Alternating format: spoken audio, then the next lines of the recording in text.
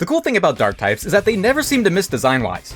The other cool thing is that there aren't any available until after the first promotional match against Zach. I know it's easy to dunk on this guy, but he's going to be a hard wall for many monotype runs in the future. But not this one. When we disregard him, the run officially begins with my capture of Cod Lover the Sableye from Wild Zone 4. In addition to him and his soon-to-be outclassed stats, we pick up Dreamer97 from the blue sector. Fortunately, the first one was overleveled because it just jumped off the roof. It's no secret that Legends ZA is a very unconventional Pokemon game, but I just couldn't help myself and want to see how far dark types can go in a hardcore Nuzlocke. But right out the gate, we might have already hit our wall. While bypassing Zac was a godsend, Yvonne is functionally a fairy type user, and we don't have many options for a fight like this. Crucially, our tools are limited to citrus berries, Dreamer97's decent level up moves, and the TMs we get from helping Mabel. There's probably an argument to be made not to catch additional Pokemon to further the research points, but I would say the primary challenge of Monolocks is the combat, not the Pokedex completion. Dreamer97 is bulky enough with his Citrus Berry and Wish to barely finesse a drawn-out fight against Spritzee and Swirlix. And while it was touchier than I would have liked, Dreamer97 pulled it off. Cod Lover switches in right before Vivillon since there aren't any discrepancies between the shift and set battle styles, and he primes a light screen at the same time that Vivillon does. With Draining Kiss and Infestation, this thing is a big threat, but Cod Lover's physical move pool is way too overwhelming for them, and we triumph over this early game wall. On paper, Naveen should be another problem with his ace being a fighting type, but Scraggy can only hit Cod Lover with Rock Tomb, and once we protect the attack, they can literally only sit there and watch. 2.5 hours in, I'm really glad I didn't have to reset. With the run off the ground, the team gets to double in size, starting with Heckhound from Wild Zone 6. Would have been nice to have her for the fight against Yvonne, but I guess I shouldn't be complaining. Especially with a modest nature, okay? Little known fact, but you can get a Scraggy even this early. Within this alleyway in the Rouge sector, you can find some at night. You just have to watch out for a Scrafty every now and then. E-gang, E-gang. Aside from the bonus of variety, these extra encounters are great for instances where a Pokemon overlevels. Sometimes there's just nothing you can do. Heckhound finds it in himself to clutch up and solo Zavi's first 3 Pokemon in the promotional match. Zavi's team has more coverage than Yvonne on paper, but he's still way less equipped to handle dark types. Cod Lover was gonna trivialize his Furfro, but E-gang isn't a slouch. She does get outperformed though, and it didn't help that she whiffed the power-up punch. Ah well, Dreamer97 saves the day. And with the band back together, Lita is a very similar song and dance. I won't complain though, because I know for a fact there'll be some precarious fights in my future. I'm gonna enjoy this time while I can. Not that there's much we could do before the next battle against Rintaro, aside from evolving Heckhound, who helps keep this fight easy breezy. The elemental monkeys, who have really grown on me in this game, don't quite have the power output to handle our bulk. To be honest, even though I won this fight deathless, I'm getting a little power hungry and want to hunt stronger TMs. Winning just isn't enough anymore, apparently. Really wish I could run right now. Zygarde shows themselves and introduces me to Rogue Battles, this game's version of Noble Fights. The first one is free since I get to borrow AZ's Lucario, but for future Rogues, I will have to keep a Pokemon in battle the whole time under my rules. And if I white out, then a random Pokemon will take my place and die instead. But we don't have to worry about that yet. Instead, the Absol I just found offers to join the team. And I literally can't say no. Not that I would, because Last Prophet helps make the next fight against Urbane free. I'm careful not to lead with him against her 2 whole other starters, but once those get taken care of by Cod Lover and Heckhound respectively, I prime my newest Pokemon for battle. The only iffy thing about this Yin Yang Pooch is that she has a minus defense nature. Detecting Thunderfang might have actually saved her life, because even with her level advantage, the Manectric still proves to be a problem. I should probably save up for some mints. With the level cap jumping all the way to level 32, we can finally pick up Bullet Bouncer the Pancham from Wild Zone 3. This French panda only becomes a dark type after getting to level 32, along with a proper amount of adjacent bad influences. In Bullet Bouncer's case, he's got 5 bad influences, so I expect he'll be extra dark. Just like my soul. Grinding aside, I found myself taking a lot of time in this section just exploring to pick up as many TMs as possible, as well as the screws. I also learned that, apparently, the construction spots housing the screws also are a good place to obtain EV medicine. Make of that what you will. Oh, I also found a shiny Fletchinder. That kind of makes up for the last run. Bullet Bouncer's timing is perfect. E-Gang has been my go-to fighting type up till now, but with the evolved Bullet Bouncer residing on the team, she could take a backseat. I really do believe we could have handled Vinny beforehand, even if barely, but if I'm going to be fighting things like fully evolved Pokemon, Mega Evolutions, and a Baniri from now on, then I'm 100% going to play smart and use everything I can. Bullet Bouncer really lives up to his name. Houndoom got one shot. I switched to Dreamer97 for Baniri because Draining Kiss is actually scary. But then the Dragon Warrior returns to one-shot Sharpedo and then handle the Mega Drampa on his own, albeit while cutting it close. The mid-30s are a very important time for Pokemon development.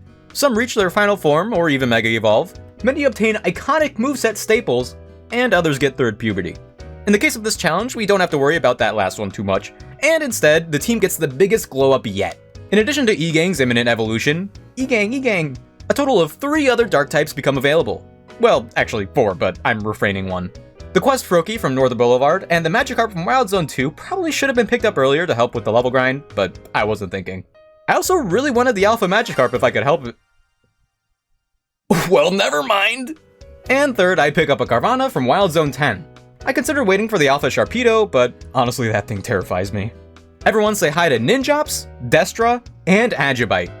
Destra will exclusively be used as a Mega to fit in with the Monolock. Oh no! And with a total of 3 Water Dark types, that might seem like a little much, but trust me, they all play very differently from each other.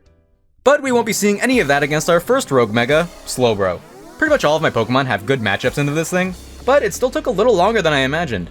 The big thing is that Mega Slowbro's defense stat is immaculate, and I don't have many ways to hit him specially at the moment. Codlover, as always, is a great icebreaker mon. He charges the Mega Meter and makes way for Last Prophet to Mega Evolve and do her thing. Whenever Slowbro used Whirlpool, instead of just recalling Prophet, I switched back to Codlover to reset my positioning, wait, and then attack a little to build the Mega Charge back up. After my previous Nuzlocke of this game, I've come to the conclusion that there is counterplay to these big attacks, besides just recalling all my Pokemon. I have a few reasons for committing to this rule of always keeping a Pokemon on the field, but a big one is that in the Legends games, the core gameplay changes a lot. I think we should reconsider what a hardcore Nuzlocke means under these changes, and I think it kinda goes against the challenge for counterplay to be, don't engage with the game. At least for the hardcore variant. Like, yeah, I could avoid deaths by recalling my Pokemon for large chunks of the fight, but I could also avoid deaths by turning off the game. I hope I don't come off as elitist or anything, like, I'm actually so bad at difficulty hacks. This just seems more fun to me. The fight plays the same against Mega Camerupt, except this time I got Ninjops to evolve for it, dice him up a little, and make way for Destra. Now, I know this looks very similar to my previous run, except for the shiny, but this is really the best strat I have right now. I will say, it feels just as good as before too. The Victory Bell, on the other hand, is a little trickier than before. Heckhound is my only real counter, and if she takes substantial damage, then I could be in trouble. On the bright side, I know that Victory Bell primarily uses range attacks, and has trouble hitting what's right in front of him, on account of his big ol' belly. I end up taking a lot of Vine Whips that do minimal damage, while Codlover charges up our energy for Heckhound to Mega Evolve. As soon as I can, I spam Fire Spin as much as possible. The fact that this boss doesn't move from the center means that damage really racks up. He ends up setting the Toxic Pools as predicted, and even chips Heckhound with 1, even though we're so close. Holding strong, we continue to attack until Bullet Bouncer takes the field for safekeeping. But to my surprise, the Fire Spin chip continues to shred away, winning us the fight. That's insane, the chip damage must scale to the user's attack stat. Before we grind to get ready for the following promotional match, our first battle against Zygarde is underway. Though, now that I'm fighting them without a fairy type, I thought it'd be a little tougher, but Agibite's Ice Fang immediately freezes the legendary. They're looking at me like, really? Additionally, this is where I pick up the hidden 4th encounter I was delaying. Yeah, I could have picked up a regular old Sandile from Wild Zone 8, but the Alpha Crocorock with its 3 perfect IVs and max HP EVs sounded a lot nicer. Also, it saves me some grinding time. My encounter rule is based off of whichever Pokemon I first engage with, or whichever Pokemon engages me first. I made sure that the Alpha was the first one to see me, so I wouldn't have to catch the wrong Pokemon. An earlier encounter with Greater Gator would have been way too dangerous, but now that she's on the team, the best character in the game, Manny, is completely free. Well, Raichu kinda surprised me with Brick Break, but we're fine. Unfortunately though, I don't think the fight against Canary will be as easy. But even worse is Tarragon. His Pokemon are bulky with pretty great damage output, which means they're built perfectly for a game like this, especially the X's or Mega Excadrill. He leads with Hippowdon, who always sets up Stealth Rocks. Ninjop's moves are all ranged attacks, meaning that Stealth Rocks only give us opportunities to land more damage.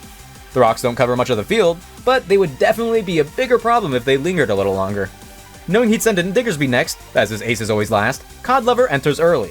We're not switching in on an immune normal attack or anything like that, but without that attack to hit us, they have one less move to use in rotation, meaning the hits aren't as frequent. When he goes for bounce, we use Dig to dodge their hit, and eventually knock them out. Last is his Mega Excadrill, so Bullet Bouncer takes the field as one of my only Pokemon who doesn't have a type weakness here. And with the Sword Sense up, that is a necessity. Our fighting attacks do good damage, but not wanting to take a dig, I switch to E-Gang to dodge it. Once he's ready, one final break takes Excadrill out. When a Pokemon uses Dig or Bounce, you can't lock on and use Protect, so the only counterplay is to switch, oddly enough. After a crazy reveal that Tarragon was impersonating Kanari, one that my player character wasn't too impressed with, we finally challenge Kanari to enter rank E. I'm actually feeling pretty good after beating Tarragon deathless, so I get a little overzealous. Of course E-Gang handles the Helioptile, without getting a one-shot unfortunately, but when the Ampharos tags in, even though I notice that E-Gang's damage output isn't quite what I needed here, I still keep him in to finish the job. That was a very bad play because one crit could have taken her out, but we rolled some good odds. Bullet Bouncer is the one to deal with the Stunfisk. Greater Gator would have been fine with the matchup too, but I wanted to keep her healthy for the Mega Evolving Electros, who, by the way, can only hurt Gator with the Resisted Crunch. The moveset will get tougher to deal with in the future, but for now, Greater Gator is greater. It's pretty late for it now, but I'd like to give a friendly reminder to like and subscribe if you're enjoying the video so far. Maybe even a hype if you're feeling frisky. My goal is to reach 1 million subscribers by the end of the year. We're getting pretty close, so I'd appreciate you sticking around. Or not, that's okay. Thank you. My team whose souls are black like the full yet empty cosmos is really coming together. I'm feeling great, but the team isn't complete yet. Wild Zone 11 finally allows me to obtain Actually, the Inkay. I love Inkay, it's so cute. Unfortunately, she doesn't stay like this for long because I have to pick her up, turn her upside down, and shake her. One of those steps might have been improv, but she still evolves in the end. This Pokemon Trainer stuff is so easy. And now that I have the money, I pick up some Nature Mints to help my team better represent the darkness that resides in my heart. These Rogue Megas are not only increasing in difficulty, but we're also going to be running into some pretty bad type matchups from now on. The dark types that we have are great and cool, but they have a bunch of overlapping flaws. That's why I'm starting with Bayonet. Offensively, this Vengeful Doll is a monster, but its defenses don't match its damage potential. So with Agibite rapidly building up the charge, Last Prophet Mega Evolves and shreds through Bayonet's health. Hawlucha, on the other hand, is part of a plethora of dangers that will only continue to ramp up. I'm leading with the newest member Actually to land admittedly lackluster super effective hits, and set up Reflect. But I don't want her to take too much damage just in case. So it's Codliver's time to Mega Evolve. He remains to be my only Pokemon who could confidently handle fighting types, so he's my only saving grace. Both of these Pokemon that I'm using are more bulky than anything else, and as a result, this fight really drags on. The first time Hawlucha charges up Flying Press, Codliver just barely damages him enough to break it. The second time, however, the Mega had already run out and I began to panic. But, oh yeah, Codliver's immune to Flying Press too. Very cool. Luckily, Hawlucha wasn't the most aggressive, so he eventually goes down. Speaking of aggressive, I need to end the fight with Beedrill as soon as possible. I don't have anyone immune to Bug like I did with fighting, but I have a handful of Pokemon that take it neutrally at least. And let me tell you, this fight was chaotic. The Beedrill almost immediately set up her babies, who easily diverted E-Gang's attacks. Somewhere along the line, I don't even know when, E-Gang got paralyzed, so the baton was passed to Heckhound to be this battle's Mega. Yet again. She didn't get to do too much because Beedrill began her Bullet Hell segment right away. But we have the perfect Pokemon for this, and that's Bullet Bouncer. He shrugged off the Pin Missile way better than I ever could, and Heckhound returns. Between all the Fire Spins and Heat Waves, this battlefield quickly turns into a war zone. It's a good thing Friendly Fire isn't a thing because Urbane probably would have died here. With her high speed enabling Heckhound to fire off attack after attack, even Beedrill couldn't keep up anymore, and the Rogue Crisis is averted. Temporarily. A particularly terrifying promotional match is coming up, and Codliver is going to continue putting in overtime. But in the meantime, a couple breather battles take place. The first is against Ivor's disciple, Jose, another fighting trainer with minimal coverage. Between Reflect and Breaking Swipe, she's no biggie. The second fight is a rematch against Kanari, who Game Freak must have really liked. You battle her more than Lita in the main story. A rival. Kinda. The fight gets a little too stressful for a second because I panicked mid-match and failed to play around Ampharos' Dazzling Gleam, but we held on, moisturized and unpunished, with Greater Gator using his newfound strength to take out Electros in spite of the Giga Drain. Third and finally, as you could probably guess, Gwen put up almost no fight. To her credit, she did protect Destra's first waterfall, but she didn't have anything ready for her second. Now, like I said before, Ivor is particularly scary, for obvious reasons. I originally planned to have Codliver be my ace in the hole for the end, but I really didn't have anyone else who could answer Heracross. I should have set up Reflect early since he wouldn't be able to break it with Brick Break, and as a result, he does some big damage before getting taken out by Codliver's plethora of super effective hits. I'm even emboldened enough to keep him in for the Metachamp, who can only hit Codliver with Ice Punch. Sadly though, Medicham has retained the embers of pure power, and I switched to Dreamer97 as originally planned. With only Disarming Voice and Psychic, we still struggle to get the kill, making me extra anxious when it's Machamp's turn to fight. Destra is my only possible check, and she'd be even better if I could get away with not making her a dark type, but I really think I misplayed when I immediately went for Bounce. If I had used Waterfall first, then I would have taken advantage of the bulk up time a little bit more. As a result, when she lands, she eats a whole boosted Brick Break for free, removing our Reflect. Our following moves somehow cobbled together a win, but that was way too close for comfort. Last is Mega Phalanx, and it's a clear step above the rest. Its stats and move pool is already terrifying for my team of mono dark types, and that's before they get an Omni boost from No Retreat. I have only one play here that could get me out of this alive, and that's only if I'm not trigger happy. After waiting just a moment for them to set up, Malum actually uses the signature move Topsy-Turvy to reverse No Retreat's effect, making it an Omni nerf. Without it, I could have very easily wiped here, but we remain deathless, all thanks to our friend Malum actually. The major battles are getting pretty touchy, and unfortunately, Felipe is no different. Sorry, Philippe. His T-Lux can be played around easily enough thanks to Ninjops, but the Scissor with Swords Dance boosting X Scissor is scary to anyone who isn't a fire type. To be completely truthful though, I recorded this part on a new day, and by the time Skarmory came in and Mega Evolved, I kinda forgot what my plan was. Malum actually has Hypnosis, which is phenomenal in this game. It's easy to land, and the Drowsy status heavily slows down the recipient's move charge speed. But I didn't change my Shaken Baby's moveset otherwise, so I switched to Dreamer97, who also can't really do anything. We got Reflect up at least? Greater Gator contributes a little with Breaking Swipe, but again, these other moves won't help. Destro saves the day, but man, I thought these sloppy battles were behind me. If somehow Hypnosis didn't land, then I'd really be paying the price. By the way, has anyone else noticed that most major battles have like 3 Pokemon that can Mega Evolve? I think it'd be cool to add like an ultimate battle in the DLC where there's no limit to Megas, and you fight like full teams of them or something. Actually, I'd probably just lose and be upset, never mind. Back like they've never left, the next batch of rogues is scary, but Ampharos should be the easiest. Unfortunately for me, I leaned a little too hard into the bulk aspect, because with only one ground type who couldn't Mega Evolve, I was super worried about taking hits from this thing.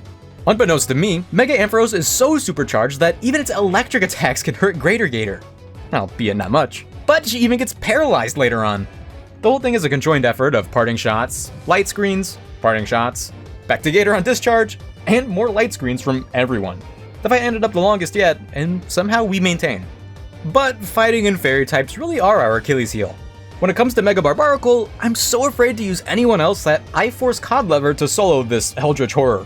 I give him a special attacking build with Calm Mind for boosts beyond Mega Evolution, and Giga Drain for recovery. But man, Drain Punch would have been huge in this game. At the start, I'm able to distract Barbaracle myself enough for Codlever to charge his own Mega Beater. Our timing for Mega Evolving was perfect, because apparently Codlever would not be taking many hits otherwise. But hey, now Codlever begins to thrive. Of course he could still get hurt by fighting moves like Greater Gator could with Electric, but our attacks charge up at a decent enough rate to keep up our Calm Mind buffs and the pressure. Mega Barbaracle begins charging up his ult early on, but Codlever breaks it right away.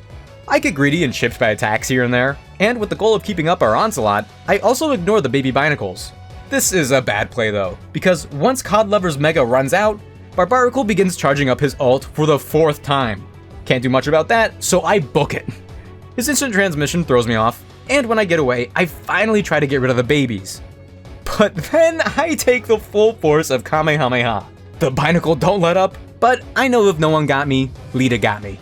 Barbaracle begins using waterfalls to get around, so I play super defensively to regenerate my health. By the time I'm healthy again, Codlever charges his Mega, and we're back in action. Not only does he manage to carry that massive gem around, but he continues to also carry the team. Heckhound is my only Pokemon who won't get hit super effectively by Mawile, and she's not that bulky. Even Malum actually sets up Reflect and Bulk Up, and she's still taking all that damage. The first thing I do with Heckhound after she Mega Evolves is set up Nasty Plot. The Nasty Plot boosts already last longer than the average buff, but with our Plus boost, it's even more potent. All of Heckhound's attacks have become otherworldly, so much so that one cycle of Heat Wave, Flamethrower, and Fire Spin activates Phase 2, and another would have put Mawile in the red if it weren't for the mandatory Bullet Hell segment. This is where Dreamer97 comes in, who's already super bulky, but is also small enough that it's easy for him to dodge the wave of Moonblasts? After buffing our stats, debuffing Mawile, and regenerating with Moonlight and Wish, Heckhound is given the perfect opening to return and set the rogue ablaze. With the plethora of community service and community beating behind me, I make my way to fight Corbo, who also has a few ways to deal with dark types. Arbok for one has Leech Life. I intended to have Greater Gator protect and block it, but blocking Toxic is probably better. A couple ground attacks is all it takes to get Gyarados on the field, one of the touchier mons here. One, because it's Gyarados, and two, because Bounce and Dragon Rush are really annoying thanks to those moves helping him dodge. Malum actually essentially gets hit by 2 moves for free on the Switch before she can even begin attacking. And when she does, Thunderbolt does very little damage, and then I set up Reflect way too late. Oops. A hard switch to Dreamer97 results in a similar back and forth. The difference being that yes, while Dreamer97 is able to recover most of all of the damage off with Moonlight, he's not very good at attacking. It takes a long while, but we eventually win the stall match. Regardless of a few misplays, E-Gang has a great showing against Roserade, taking them down while remaining in the green. E-Gang, E-Gang! But last is Mega Scolipede, and just like with the Rogue Mega Beedrill and Mawile before him, Heckhound needs to end this quickly. We probably could have set up Fire Spin, especially with Scolipede always leading with Protect, but I wanted to protect ourselves and rule out Earthquake above all else. From there, Heckhound easily outspeeds Scolipede, meaning she sets her trap and flamethrowers away.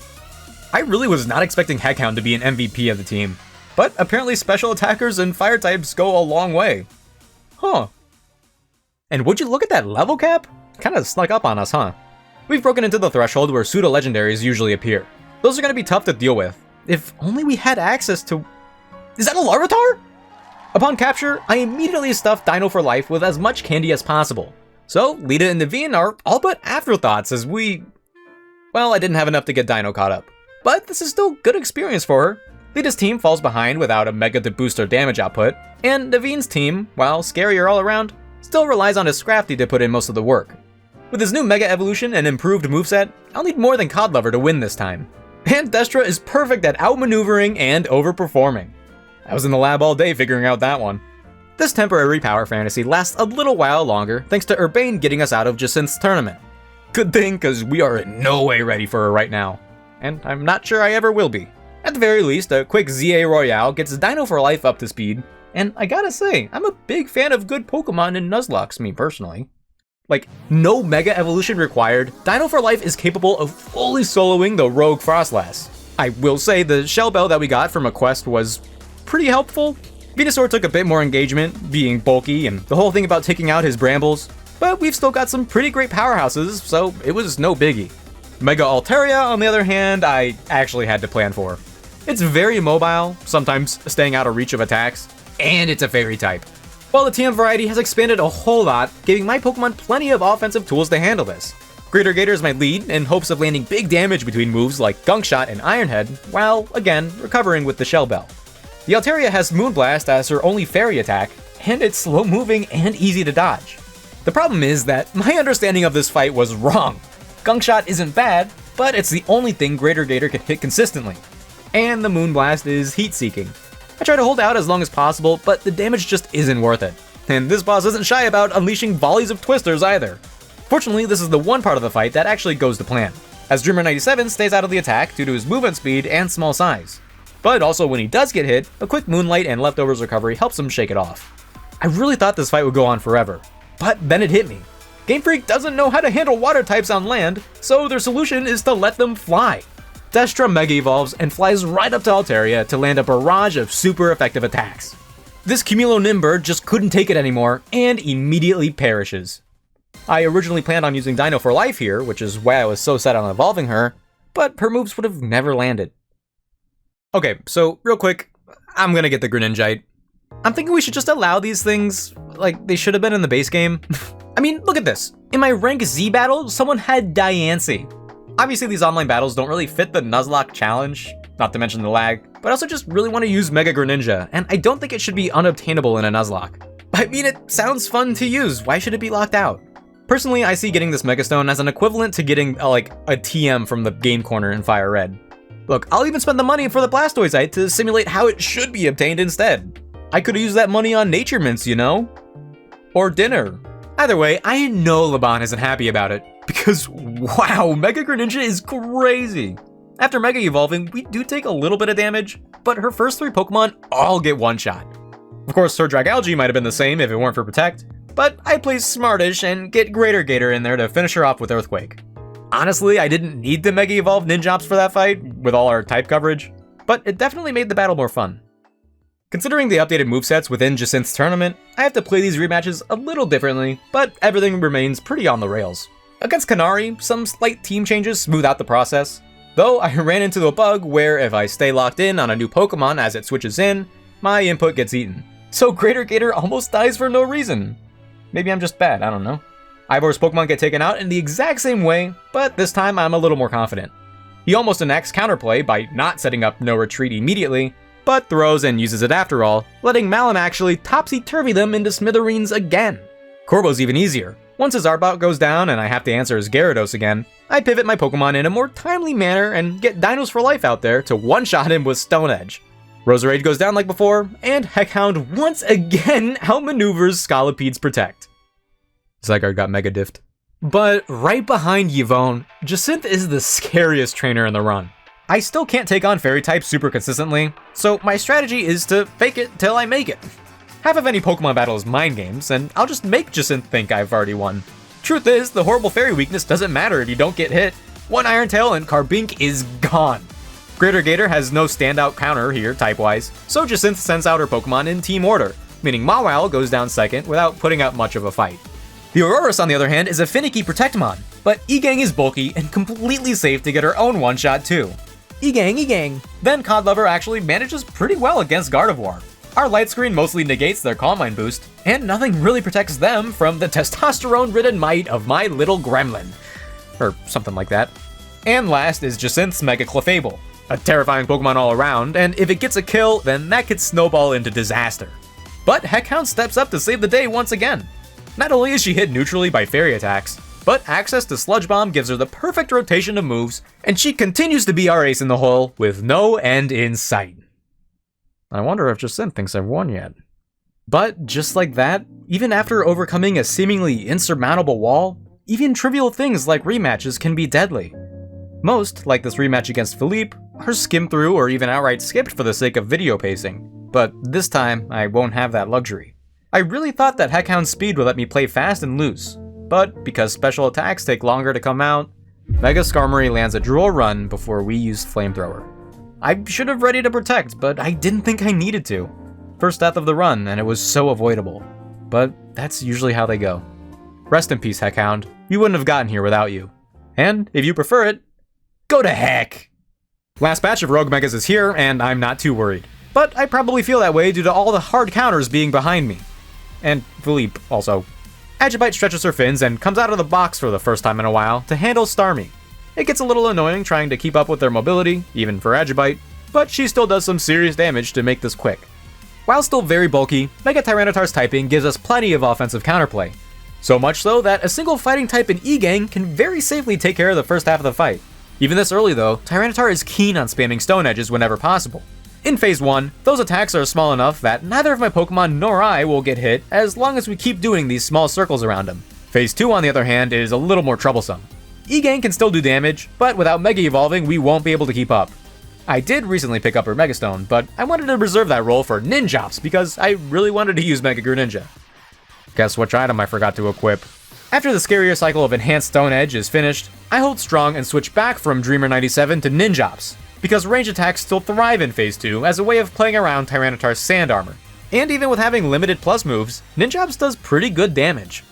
But this confidence hasn't been fully earned yet, because if it were, I would have been ready for what was to come. This rogue already has imposing mobility, making great use of the Sand Armor offensively. But I could never have been prepared for the instant transmission into Bulldoze? I skimmed through footage of these fights beforehand in prep and must have missed that because what? To be fair, Ninjops was low and I should have switched, even from the yellow. But to be fair, again, I didn't know Tyranitar got Teleport. When it rains, it pours, I guess. Reminded of how quickly things can fall apart, I lead the Rogue Dragonite fight with Dreamer 97. Type matchups aside, this is the hardest rogue in the game, and I need to start acting like I've actually played this game before. Dreamer 97's primary goal is to set up Light Screen and to give Agibite 94 the opportunity to safely build the Mega Meter. This plan is short-lived because, while she can dodge most special attacks, she does not take Outrage that well. She did well enough because Dino for Life only needs to land a couple hits before the Megastone is ready. Her combination of rock and ice attacks is great, but when it comes to the Dragon Storm attack, Dreamer is the way to go. I rely on him for all of these large, area-scaled attacks, because he really just takes them like a champ. Moonlight heals the damage off every single time. Now, I know the Super Hyper Beam is going to be ready soon, so I keep Dreamer 97 out to preserve Dino's Mega. That was the right call, because after several seconds, Dragonite begins to charge up as predicted, ready to knock out almost any Pokemon in one hit. Dino returns to break them out, and instead of staying close, I misinput and call Rock Slide, forcing Dino to run the radius of the arena just to use the one attack. But while our attack frequency was suboptimal, the damage was phenomenal, and we break the charge. Dreamer 97 takes a few weaker Hyper Beams that hit her, and Dino returns with her ceaseless attacks, breaking Dragonite out of almost every attempted attack. No more Mega Rogues remain. With that, there's only one last promotional match before we make it to the endgame. Yippee! This last one against Grisham doesn't have nearly as many battles to prelude him, but at least one of them will be challenging. And that one is not Emma, because she's pretty power crept by this point in the game. After Greater Gator earthquakes her first two Mons, E-Gang joins the fight with some pretty suboptimal timing to debut her Mega Evolution. Lopunny, gone. Lucario, gone. Mega Malamar, gone. E-Gang, E-Gang. Grissel is the scarier one, by the way. Not a whole lot of options there. She's filled with angst and resentment, which fuels her fire, but she's no match for the darkness. In my heart, Talonflame gets rock blasted, Camerupt gets shark attacked, Aerodactyl is steamrolled, Metagross hard countered with a Yachi Berry, and Mega Pyroar decimated in the marketplace of ideas. Yeah, I think we're back. Unbeknownst to me, however, Grisham's fight would contain a hurdle I've never had to overcome before. But for now, Last Prophet leads against the Pingoro. We have a stare down, waiting for one to protect first, and when it doesn't happen, they initiate the first attack, only to get detected. Last Prophet takes that chance to use and land Play Rough. I think we got lucky with them messing up Protect. His Malamar is also subjected to getting hit by a 4 times effective attack, only this time they live it? Ah well, I'm not too worried about Hypnosis, so we just get another kill. E-Gang runs it back against Grisham's Pyroar, and it wasn't too tough considering Overheat nerfed their attack. Grisham sends out Salamence next. My hard counter is unsurprisingly Dino for life, but not only was the Mega Evolution a little late, but this is where that unforeseeable issue shows its face. My controller died? Dino for Life takes the entirety of a Draco Meteor with nothing to show for it. I frantically take my Switch out of the dock and pause it with my Joy-Cons before putting it back. While still paused, I try to gather my thoughts, but either way, I know another Earthquake will be charged up by the time I return. After unpausing, I tag out Dreamer 97 as fast as possible, and if I was a second later, then Heck would be getting one more resident. Dreamer 97 doesn't necessarily have a great type matchup here, but he's so bulky that Moonlight just keeps him healthy enough to outlive the opposing pseudo-legend. But that isn't Grisham's only one. Unlucky for them though, Bullet Bouncer hard counters Tyranitar and sneaks an attack boost along the way. My Kung Fu Panda would tear through Mega Charizard X with Outrage as a result, if it weren't for the fact that I forgot they had Protect too. My Sunk Cost Fallacy keeps him in, but Feather Blitz does crazy damage, putting us in kill range. Greater Gator then swaps in just in time to land the final hit of the match, promoting us to rank A. There were multiple times in that match where I started panicking, which is fine, but if I don't manage that adrenaline, then another Heckhound situation could easily happen. The fact that it didn't here could mean that I've improved, but it could also have been luck, which definitely won't be enough to get us through Ange Floette. And I guess there can only be one. Urbane has just as much of a desire to save the city as me, if not more, and I'm afraid of what he's willing to do to achieve that goal. Meowstic is annoying and pretty great at setting up screens for him, but Bullet Bouncer has come equipped with Brick Break. That ruins his plans and removes the added bulk from the screens. Goodra is next and always sets up Toxic first, so Bullet Bouncer takes the bullet while attacking and switching out just in time to make the miss Draco Meteor. Last Prophet's Play Rough off of her immense physical attack was way too much for the super-powered Slug, bringing out Avalugg next. We use Quick Attack to burn out their use of Protect, and then E-Gang tags in. I was admittedly less confident in this matchup compared to the others, considering it's usually special attacks that you want to hit this thing with. But with consistent pressure and a very cool dodge, might I add, we take Avalugg out without even using our berry. E-Gang, E-Gang! Emboar is another scary Pokemon in that he always sets up Bulk Up immediately. He doesn't have the fighting attack, so I figured E-Gang could stall out the buff's timer a little while longer. The Forgotten Starter uses his boosted Flare Blitz, but when I switch out to Destra, the hitbox somehow lingers and still hurts a lot.